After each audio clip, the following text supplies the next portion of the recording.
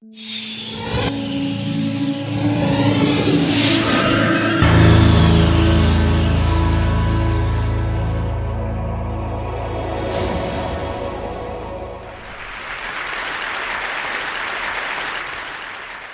going to speak today about the relationship between science and human values.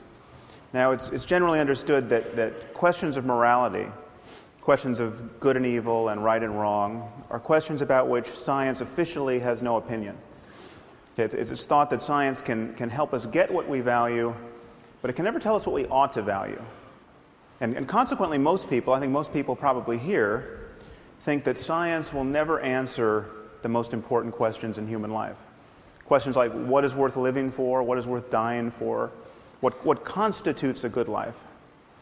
So I'm going to argue that this is an illusion, that the separation between science and human values is an illusion, and actually quite a dangerous one at this point in human history.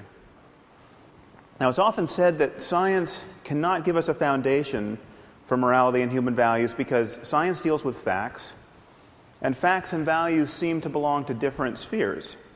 It's often thought that there's no description of the way the world is that can tell us how the world ought to be. But I think this is quite clearly untrue. But values are a certain kind of fact. They are facts about the well-being of conscious creatures. Why is it that we don't have ethical obligations toward rocks? Why don't we feel compassion for rocks? It's because we don't think rocks can suffer. And if we're more concerned about our fellow primates than we are about insects, as indeed we are, it's because we think they're exposed to a greater range of potential happiness and suffering. Now, the crucial thing to notice here is that this is a factual claim. This is something we could be right or wrong about. I mean, if we've misconstrued the relationship between biological complexity and the possibilities of experience, well, then we could be wrong about the inner lives of insects. Okay, and there is no notion, no version of human morality and human values that I've ever come across that is not at some point reducible to a concern about conscious experience and its possible changes. I mean, even if you get your values from religion, even if you think that good and evil ultimately relate to conditions after death, either to an eternity of happiness with God or an eternity of suffering in hell, you are still concerned about consciousness and its changes. And to say that such changes can persist after death is itself a factual claim, which, of course, may or may not be true. Now, to speak about the conditions of well-being in this life for human beings, we know that there's a continuum of such facts. We know that it's possible to live in a failed state, where everything that can go wrong does go wrong, where mothers cannot feed their children, where strangers cannot find the basis for peaceful collaboration, where people are murdered indiscriminately. And we know that it's possible to move along this continuum towards something quite a bit more idyllic, I mean, to a place where a conference like this is even conceivable. And we know that there are right and wrong answers to how to move in this space. Would adding cholera to the water be a good idea? Well, probably not. Would it be a good idea for everyone to believe in the evil eye so that when bad things happen to them, they immediately blame their neighbors? Probably not. There are truths to be known about how human communities flourish, whether or not we understand these truths. And morality relates to these truths. So in talking about values, we are talking about facts. Now, of course, our situation in the world can be understood at many levels. There's from the level of the genome on up to the level of economic systems and political arrangements. But if we're going to talk about human well-being, we are of necessity talking about the human brain, because we know that our experience of the world and of ourselves within it is realized in the brain. Whatever happens after death, even if the suicide bomber does get 72 virgins in the afterlife, in this life, his personality, his rather unfortunate personality, is the product of his brain. Okay, and so the contributions of culture, if culture changes us, as indeed it does, it changes us by changing our brains. And so therefore, whatever cultural variation there is in how human beings flourish can, at least in principle, be understood in the context of a maturing science of the mind, neuroscience, psychology, etc.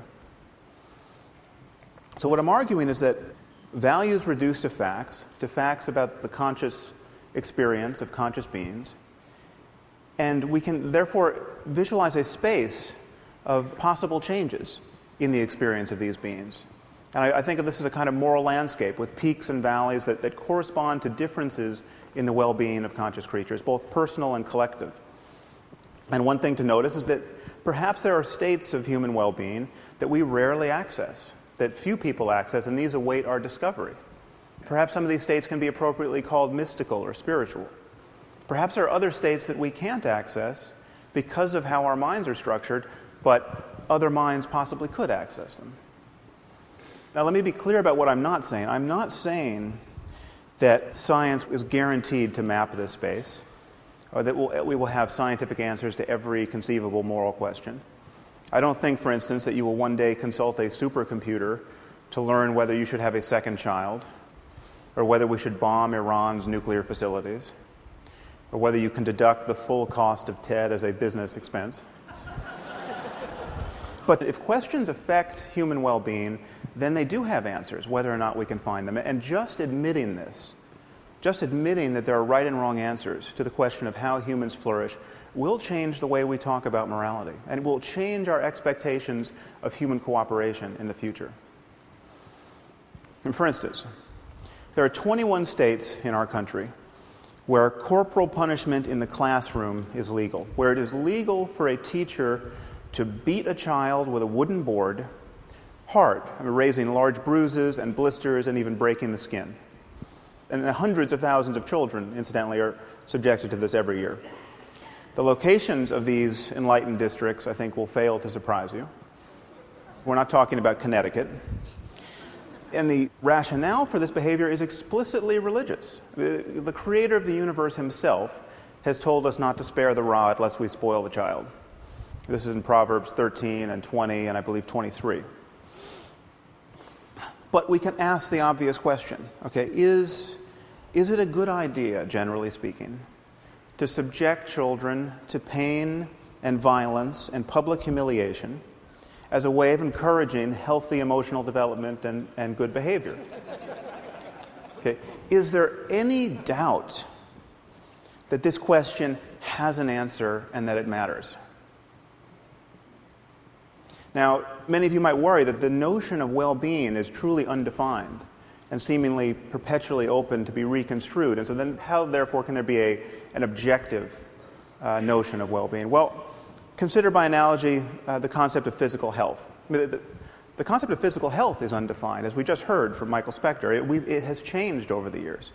When this statue was carved, the average life expectancy was probably 30. Okay, it's now around 80 in the developed world. There may come a time when we meddle with our genomes in such a way that not being able to run a marathon at age 200 will be considered a profound disability. You know, people will send you donations when you're in that condition. Notice that the fact that the concept of health is open, genuinely open for revision, does not make it vacuous. Okay, the distinction between a healthy person and a dead one is about as clear and consequential as any we make in science. Now, another thing to notice is there may be many peaks on the moral landscape. There may be equivalent ways to thrive.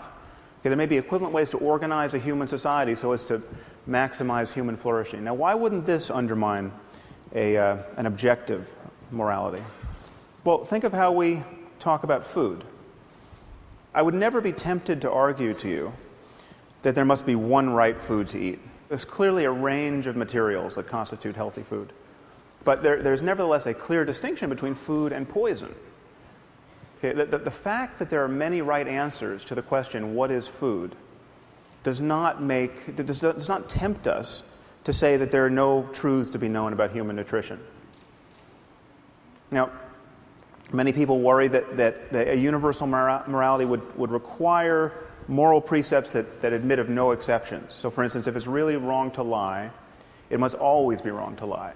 And if you can find an exception, well, then there's no such thing as moral truth. Now, why would we think this? Consider, by analogy, the game of chess. Now, if you're going to play good chess, a principle like don't lose your queen is very good to follow. Okay, but it clearly admits of exceptions. I mean, there are moments where losing your queen is a brilliant thing to do. There are moments where it's the only good thing you can do. And yet, chess is a domain of perfect objectivity. The fact that there are exceptions here does not change that at all. Now, this brings us to the sorts of moves that people are apt to make in the moral sphere. Okay? Consider the great problem of women's bodies. What to do about them? Well, this is one thing you can do about them. You can cover them up. Now, it is the position, generally speaking, of our intellectual community that, while we might not like this, we might think of this as wrong in Boston or Palo Alto. Who are we to say that the proud denizens of an ancient culture are wrong to force their wives and daughters to live in cloth bags? I mean, who are we to say even that they're wrong to beat them with lengths of steel cable or throw battery acid in their faces if they decline the privilege of being smothered in this way? Okay, well, who are we not to say this? Who are we to pretend that we know so little about human well-being that we have to be non-judgmental about a practice like this? I'm not talking about voluntary wearing of a veil. I mean, women should be able to wear whatever they want as far as I'm concerned. But what does voluntary mean in a community where when a girl gets raped, her father's first impulse, rather often, is to murder her out of shame? Just let that fact detonate in your brain for a minute. Your daughter gets raped, and what you want to do is kill her.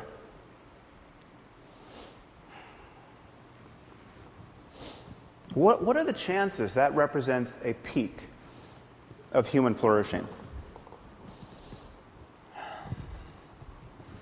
Now, to say this is not to say that we have got the perfect solution in our own society. I mean, for instance, this is what it's like to go to a newsstand almost anywhere in the civilized world.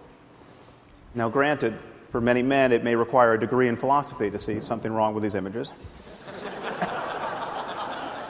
But if we are in a reflective mood, we can ask, is this the perfect expression of psychological balance with respect to variables like youth and beauty in women's bodies? I mean, is this the optimal environment in which to raise our children? Probably not. Okay, so perhaps there's some place on the spectrum between these two extremes that represents a place of better balance. Okay?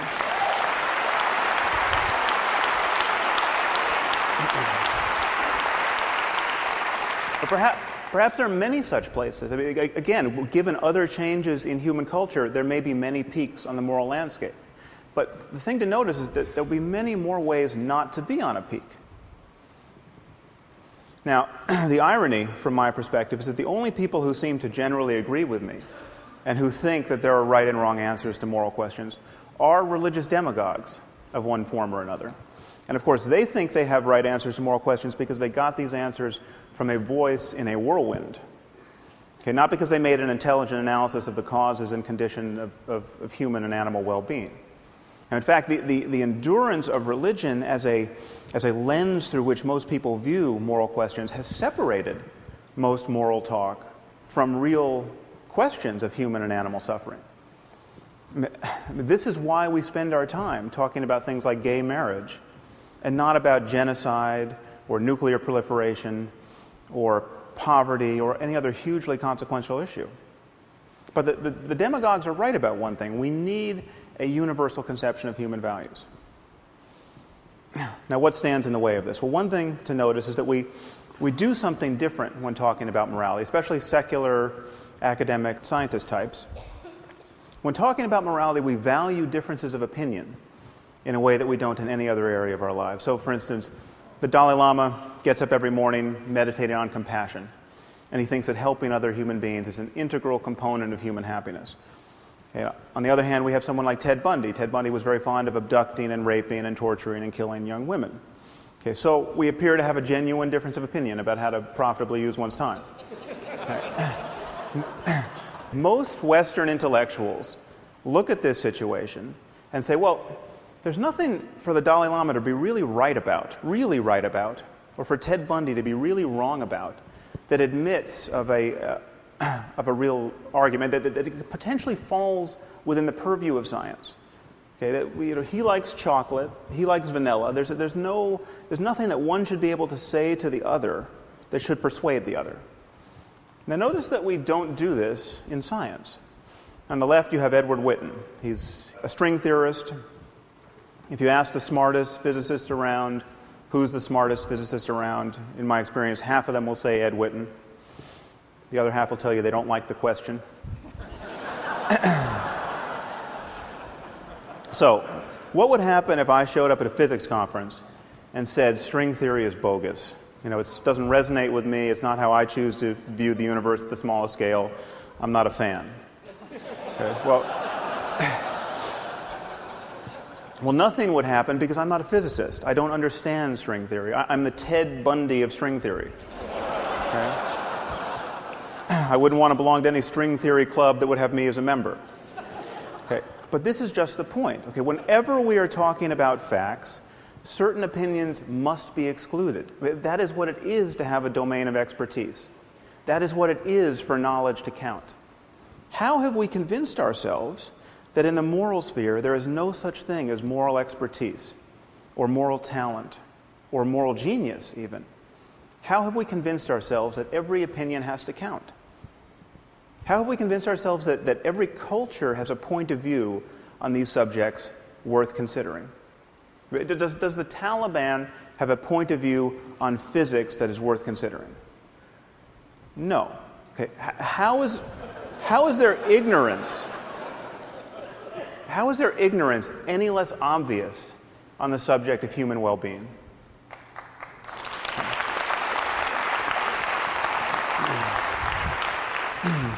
So this, I think, is what the world needs now. It needs people like ourselves to admit that there are right and wrong answers to questions of human flourishing. And morality relates to that domain of facts. It is possible for individuals, and even for whole cultures, to care about the wrong things. Which is to say, it's possible for them to have beliefs and desires that reliably lead to needless human suffering. Just admitting this will transform our discourse about morality. Okay, we live in a world in which the boundaries between nations mean less and less, and they will one day mean nothing. We live in a world filled with destructive technology, and this technology cannot be uninvented. It will always be easier to break things than to fix them. Okay, it seems to me, therefore, patently obvious that we can no more respect and tolerate vast differences in notions of human well-being than we can respect or tolerate vast differences in the notions about how disease spreads, or in the safety standards of buildings and airplanes. We simply must converge on the answers we give to the most important questions in human life. And to do that, we have to admit that these questions have answers. Thank you very much.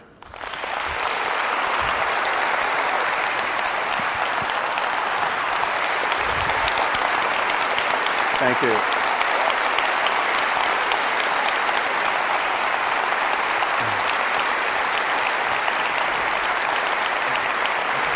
I've got a question. Sure. So, some combustible material there. Yeah. Whether in this audience or people elsewhere in the world hearing some of this, may well be doing the screaming with rage thing after as well, some of them.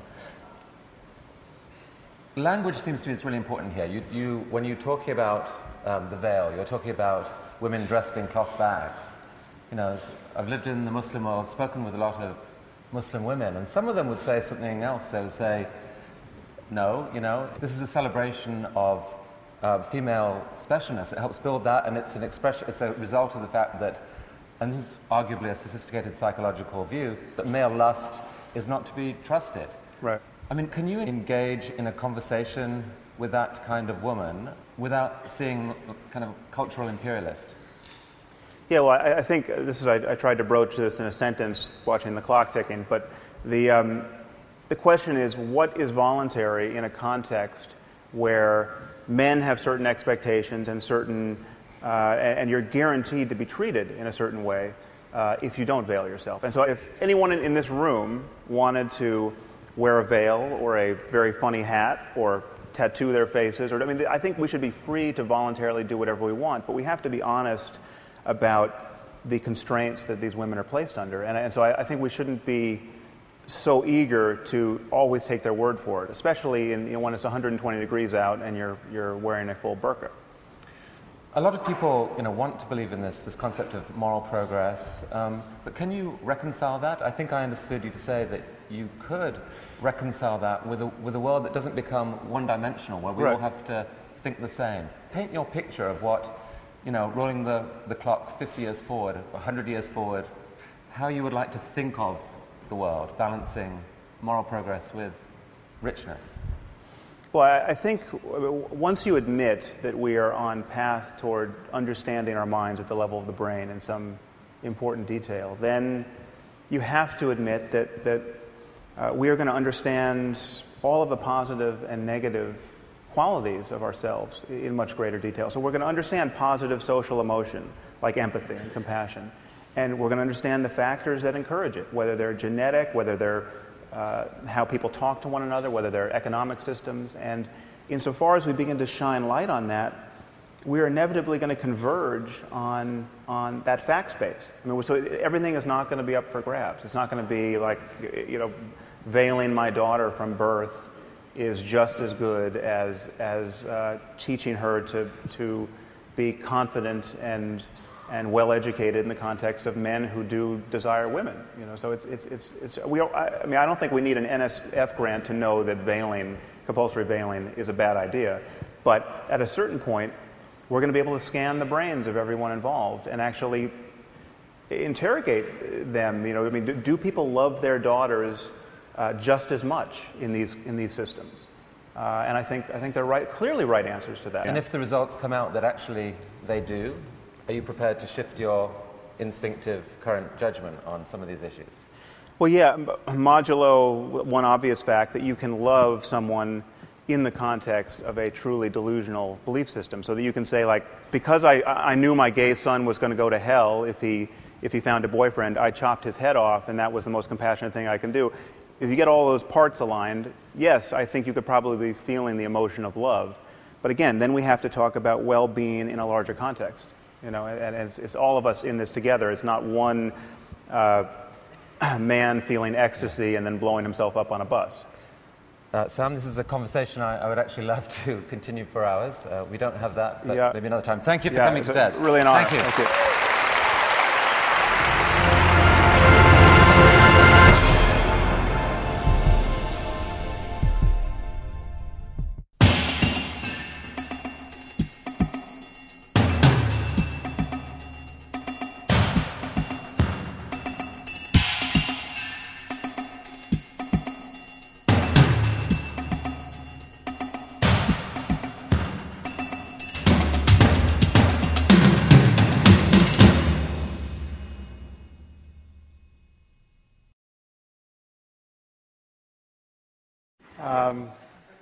Ask yourselves, what is wrong with spending eternity in hell?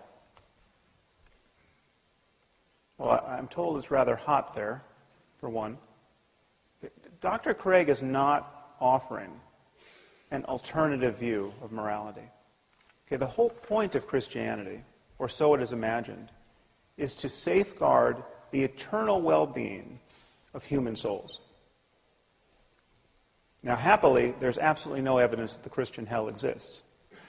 Okay, and I think we should look at the consequences of believing in this framework, this theistic framework, in this world, and what these moral underpinnings actually would be. All right. 9 million children die every year before they reach the age of 5. Okay, picture an Asian tsunami of the sort we saw in 2004 that killed 250,000 people. One of those every 10 days, killing children only under 5. Okay, it's 24,000 children a day, 1,000 an hour, 17 or so a minute. That means before I can get to the end of this sentence, some few children, very likely, will have died in terror and agony. Think of the parents of these children. Think of the fact that most of these men and women believe in God and are praying at this moment for their children to be spared. And their prayers will not be answered. Okay, but according to Dr. Craig, this is all part of God's plan.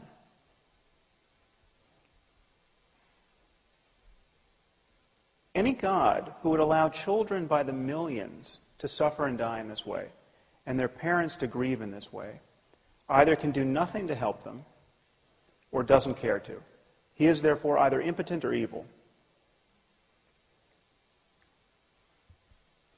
And worse than that, on Dr. Craig's view, most of these people, many of these people certainly, will be going to hell because they're praying to the wrong God. Just think about that. Okay, through no fault of their own, they were born into the wrong culture where they got the wrong theology and they missed the revelation. Okay, there are 1.2 billion people in India at this moment. Most of them are Hindus, most of them therefore polytheists. Okay, in Dr. Craig's universe, no matter how good these people are, they are doomed. If you are praying to the monkey god Hanuman, you are doomed. You will be tortured in hell for eternity. Now, is there the slightest evidence for this? No. It just says so in Mark 9 and Matthew 13 and Revelation 14. Okay. Perhaps you'll remember from the Lord of the Rings, it says when the elves die, they go to Valinor, but they can be reborn in Middle-earth. I say that just as a point of comparison. Okay. So God created the cultural isolation of the Hindus. Okay. He engineered the circumstance of their deaths in ignorance of revelation. And then he created the penalty for this ignorance, which is an eternity of conscious torment in fire. Okay. On the other hand, on Dr. Craig's account, your run-of-the-mill serial killer in America, okay, who spent his life raping and torturing children, need only come to God, come to Jesus on death row, and after a final meal of fried chicken, he's going to spend an eternity in heaven after death. Okay. One thing should be crystal clear to you. This vision of life has absolutely nothing to do with moral accountability. Okay. And please notice the double standard that people like Dr. Craig use to exonerate God from all this evil. Okay. We're told that God is loving and kind and just and intrinsically good. But when someone like myself points out the rather obvious and compelling evidence that God is cruel and unjust because he visits suffering on innocent people of a scope and scale that would embarrass the most ambitious psychopath, okay, we're told that God is mysterious. Okay, who can understand God's will? Okay, and yet this is precisely this merely human understanding of God's will is precisely what believers use to establish his goodness in the first place. You know, something good happens to a Christian. He feels some bliss while praying, say, or he sees some positive change in his life, and we're told that God is good. Okay, but when children by the tens of thousands are torn from their parents' arms and drowned, we're told that God is mysterious. This is how you play tennis without the net. Okay, and I want to suggest to you that it is not only tiresome when otherwise intelligent people speak this way, it is morally reprehensible. Okay, this kind of faith is really the perfection of narcissism. I mean, God loves me. Don't you know? He cured me of my eczema. He makes me feel so good while singing in church. And just when we had given up hope, he found a banker who was willing to reduce my mother's mortgage. Okay. Given all that this God of yours does not accomplish in the lives of others, given the misery that's being imposed on some helpless child at this instant, this kind of faith is obscene. Okay. To think in this way is to fail to reason honestly or to care sufficiently about the suffering of other human beings. And if God is good and loving and just and kind, and he wanted to guide us morally with a book, why give us a book that supports slavery? Why give us a book that admonishes us to kill people for imaginary crimes like witchcraft?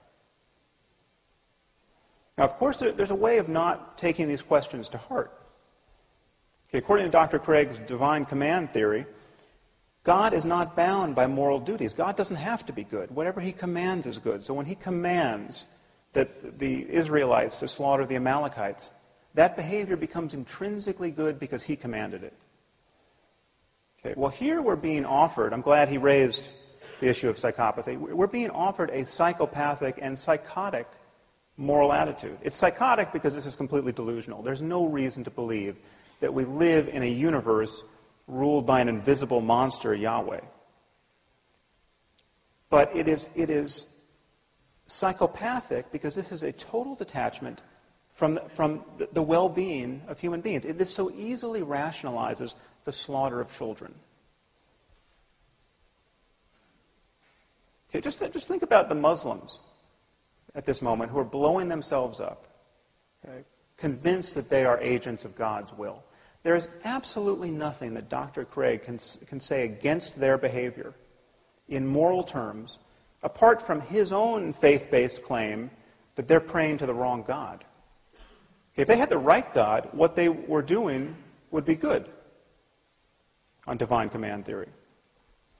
Now, I'm obviously not saying that Dr. Craig or all religious people are psychopaths and psychotics, but this to me is the true horror of religion. Okay, it allows perfectly decent and sane people to believe by the billions what only lunatics could believe on their own. Okay, if you wake up tomorrow morning thinking that saying a few Latin words over your pancakes is going to turn them into the body of Elvis Presley, okay, you have lost your mind. Okay. But if you think more or less the same thing about a cracker and the body of Jesus, you're just a Catholic.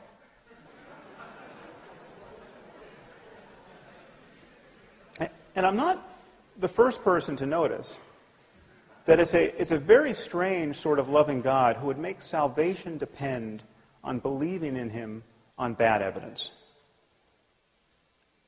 Okay, if you lived 2,000 years ago, there was evidence galore. He was just performing miracles. But apparently he got tired of being so helpful. Okay, and so now we all inherit this very heavy burden of the doctrine's implausibility. And the effort to square it with what we now know about the cosmos and what we know about the all-too-human origins of Scripture becomes more and more difficult. And it's not just the generic God that Dr. Craig is recommending. It is God the Father and Jesus the Son. Okay, Christianity, on Dr. Craig's account, is the true moral wealth of the world. Well, I hate to break it to you here at Notre Dame, but Christianity is a cult of human sacrifice. Okay, Christianity is not a religion that repudiates human sacrifice. It is a religion that celebrates a single human sacrifice as though it were effective. God so loved the world that he gave his only Son. John 3:16. Okay, the idea is that Jesus suffered the crucifixion so that none need suffer hell, except those billions in India and billions like them throughout history. Okay, this is a stride. This doctrine is astride a contemptible history of scientific ignorance and religious barbarism. We come from people who used to bury children under the foundations of new buildings as offerings to their imaginary gods. I mean, just think about that. In vast numbers of societies, people would bury children in post holes, people like ourselves thinking that this would prevent an invisible being from knocking down their buildings. Okay. These are the sorts of people who wrote the Bible. Okay. If there is a less moral framework than the one Dr. Craig is proposing, I haven't heard of it. All right, folks, this is Shock, and boy, do I have a major announcement that an atheist just made. The world-famous Sam Harris I got to read this to you. This is a bombshell. First of all, before I read this to you, do not forget, go to creation.com. Let me unfog the thing here. Go to creation.com/atheism. You got that? Creation.com/atheism. You could read some of these quotes. Click below here. Check out what Sam Harris said. This is unbelievable. Sam Harris claims he's an atheist, right? And he claims now atheism has such a bad reputation, he says, he is quite aware of the stigma surrounding atheism and has advocated that atheists no longer call themselves atheists. Did you hear that? He's telling atheists not to call yourself atheist because of the horrible negative stigma that atheism has. Sam Harris lacks machismo. Sam Harris, you have lost your machismo. He's now like, it seems like he's ashamed to be atheist. So Sam Harris, get this, and I have another bombshell I'm going to read what he compares atheists to. You're not going to believe that. When I get a red light here, I'll read it to you. Let me go kind of slow. You're going to be shocked at what Sam Harris, who is an atheist, compares atheist to. Okay?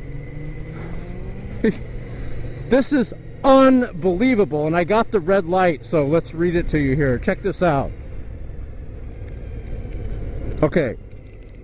Actually, you know what? This is such a bombshell. I'm going to pull in here so I can read it to you, and then we'll get on the freeway. You guys that are atheists are going to be shocked at this. Now, Sam Harris, I believe he's scheduled to debate William Lane Craig, right? But check this out. And now that we're stopped, let me give this to you again. Remember, go to creation.com/atheism, and also click below here. I'm going to put all these quotes here that Sam Harris said. He's an atheist. You can read some bizarre, shocking things that Sam Harris said also at creation.com/atheism. Check this out. It says, Sam Harris is a founder of the New Atheism movement. He is quite aware of the stigma surrounding atheism. Check this out.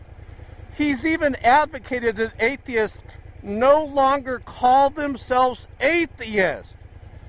Sam Harris lacks machismo.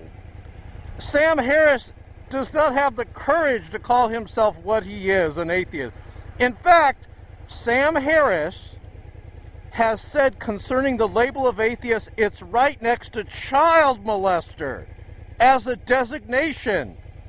So basically, Sam Harris says, get this, he says atheism is such a horrible reputation that it's right next to child molester as a designation, and he's even saying, don't call yourself an atheist. Look at, he's advocated that atheists no longer call themselves atheists. The atheists around the world are in panic mode because it's like he's ashamed to call himself an atheist. Let's get on the freeway. I'm going to make this a quick video. This video is going to be talking about how Sam Harris lacks machismo. Now, there's some other atheists I'm going to talk about that lack machismo. You know, you got to be a man, atheist. You got to stand up and be proud of what atheism has to offer society. Now, maybe Sam Harris does not have the machismo to be an atheist because he knows that atheism is responsible for more rapes, murders, genocide than Christianity ever could do. You got the good of Christianity, you got the evil of atheism. Do you know hundreds and hundreds of millions of murders under the banner of atheism? Pol Pot, Stalin, Mao, Kim Jong-il, and we can go on and on. Over 200 million murders, rapes, atrocities, genocide under atheism. It is so bad that now Sam Harris is telling atheists, look, don't call yourself an atheist. He wants people to deceive. He's telling atheists to deceive us. That's what he's saying. Now, if you're proud of what you are, you would have the machismo to admit it. Sam Harris, I have a personal message to you. See, I used to be an atheist, but I looked at the evil of it. It's so evil. And I agree with Sam Harris that atheism now has a horrible reputation because of its evil. And I had the machismo to basically admit it and say, you know what, I'm not going to be an atheist anymore. I'm going to leave the side of evil and I'm going to go to good, Christianity. I'm going to be a Christian. I'm going to be on the side of good and right and just because I have machismo. But Sam Harris does not have machismo. He's even telling atheists to, you could say, be deceptive and don't tell people you're atheist. Don't even use the phrase. Now, evidently, Thunderfoot has read this article because there's a recent interview with Ray Comfort that you can see below here when you go to shotgunnow.net and click links. He said he don't like to be called atheist. That's what Ray Comfort and Thunderfoot are talking, and Ray Comfort's like, you know, why don't you like to be called an atheist? That's what Thunderfoot said. Evidently, Thunderfoot lacks machismo. You know, I challenged the Atheist Experience Show to prove that atheism is true. They could not do it. They chickened out because they lack machismo.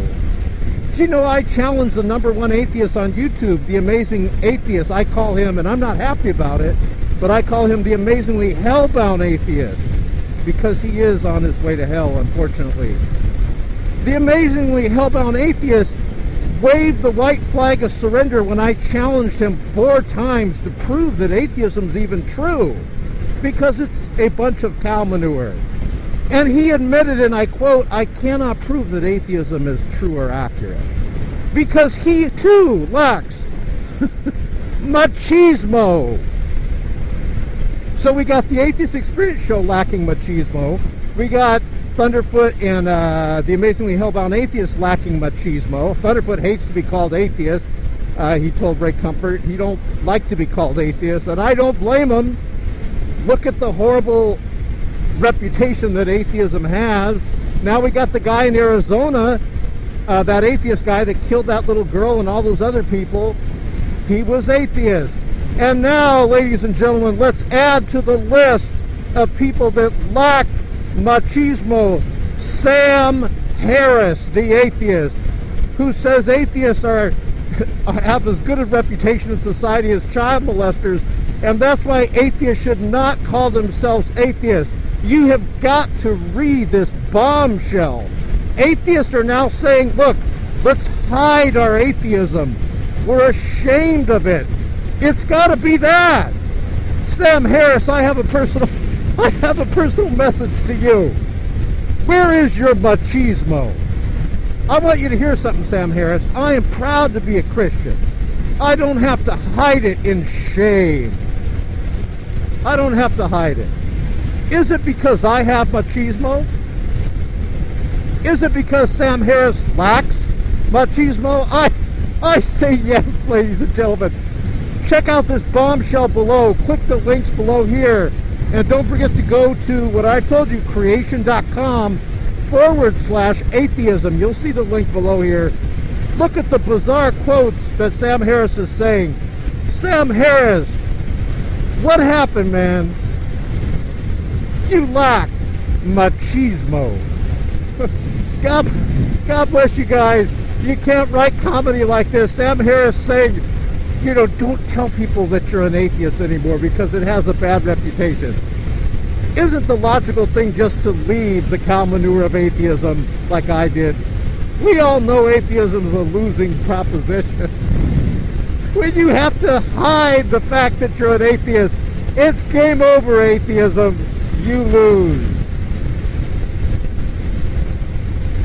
Hey, Sam, email me. I'll show you how to get back your machismo through Christianity. This is Shock. God bless you guys.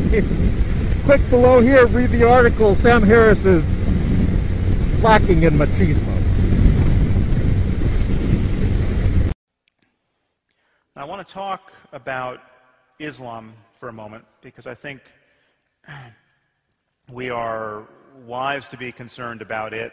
As you know, I'm concerned about religion in general, but I think we're wise to differentiate specific religious beliefs.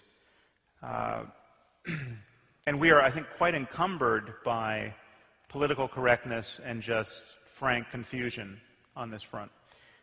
One problem is that we have this one word, religion, which names this truly diverse spectrum of fascinations and ideological commitments. And religion is a nearly useless term. It's a term like sports. Now, there are sports like badminton, and there are sports like Thai boxing. Okay, and they have almost nothing in common apart from breathing. Right? Now, there are sports that are just synonymous with the risk of physical injury or even death. I mean, there's sports that are just synonymous with violence. Now, if you get injured playing badminton, you're just embarrassed.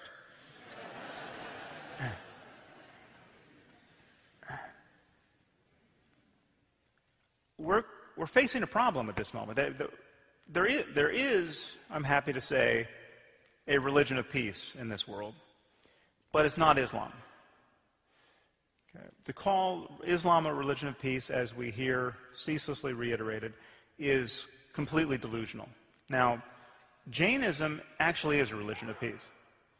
Jainism is the core principle of Jainism is nonviolence. Gandhi got his nonviolence from the Jains. The crazier you get as a Jain, the less we have to worry about you. It is. This is. I mean, Jain extremists are actually they are paralyzed by their pacifism.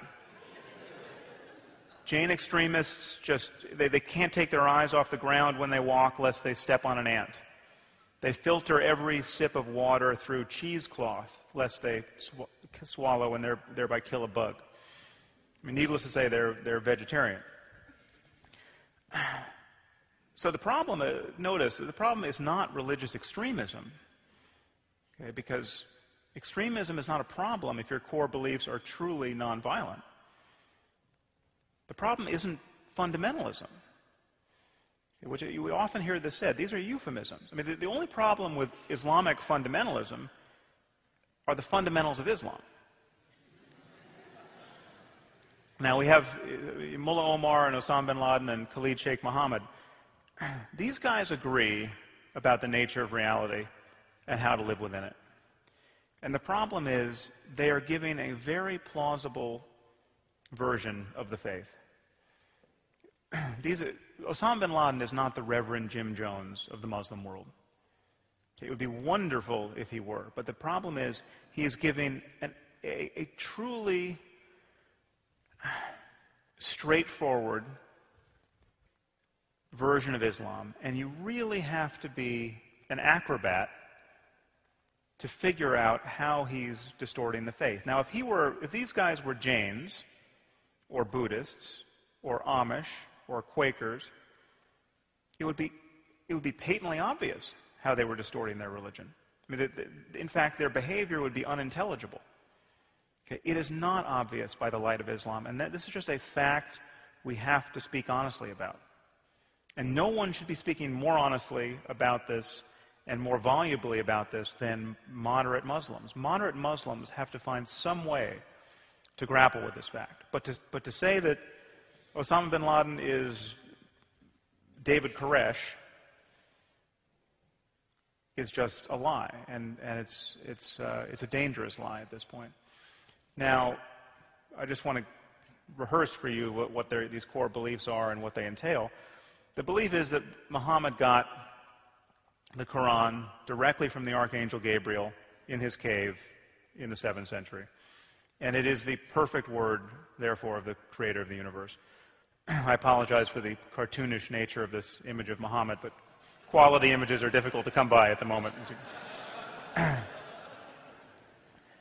Now, the consequence is we have this single book, which is imagined to be the best book on any subject ever written, never to be superseded by any human effort at any point in the future. Now, this is a problem because this is a profoundly mediocre book. Okay? It is dangerous to say this. It is suicidal to say this as a Muslim. It is true. And we have to grapple with this fact. And the idea that this is the best book ever written on any subject can only be maintained in a kind of fantastical intellectual isolation. And this isolation has actually been achieved in the Arab world to an astonishing degree. Some of you probably have heard this fact, but the country of Spain translates more of the world's literature and learning into Spanish every year than the entire Arab world has translated into Arabic since the 9th century. Okay, that's scary. It's scary given that the contents of this book really offers precious little rationale for living in a sane and pluralistic global civilization. What it does give you a rationale for is ceaselessly worshiping the perfect being who has given you this mediocre book. And this is a photo of Muslims in Kashmir worshiping at a shrine believed to contain a single beard hair from the Prophet Muhammad. Now, in showing you this image, I don't actually mean to denigrate the positive emotions that can be associated with this kind of practice. I mean, I think devotion is a positive emotion that we want in our lives. And I certainly don't mean to make light of how difficult life undoubtedly is for Muslims in Kashmir. But it seems to me patently obvious, given the challenges that they face and that we all face in creating a world worth living in, these people have something more important to do than worship the beard hair of a man who may well have been a schizophrenic.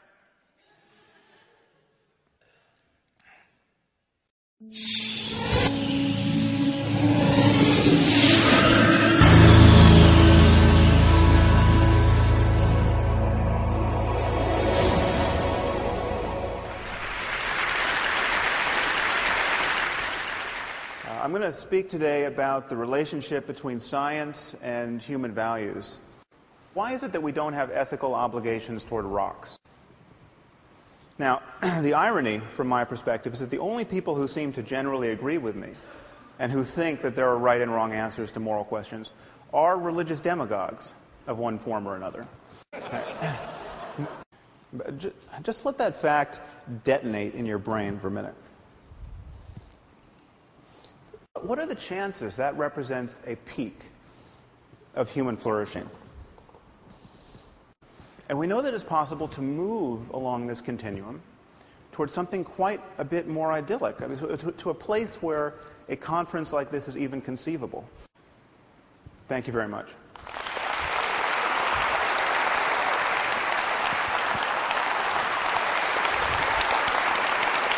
Thank you.